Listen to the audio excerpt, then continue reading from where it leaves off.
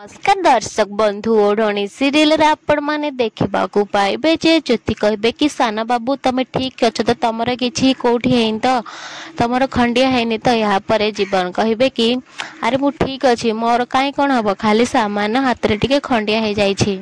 ज्योति कहबे मु गोटे भीषण बहुत खराब स्वप्न देखिली तमे से स्वप्न रे बहुत आहत हो जाइथिलो हेले मु तमर चिकित्सा करि पारु नथिली आ मु कोन करबी बुझी पार नथिली बहुत डरी जाइथिली।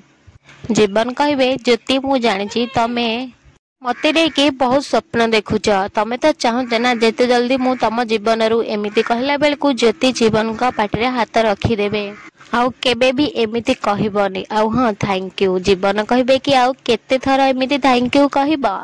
जीवन कहबे ज्योति मु गोटे कथा पचारिबी तमे जते तो निज क्लिनिक खोलिब जदि मु तुमको देखा करबाकू जीबी तमे मते देखा करबाकू आसीब ना। ज्योति कहबे कि मु कोन चली गला पर तमे मते देखा करबाकू जीब। एहा पर जीवन आउ किछि उत्तर दे सीधा कहबे राति बहुत हेलानी सोई पड़ काली पुणी तमर प्रथम क्लास अछि।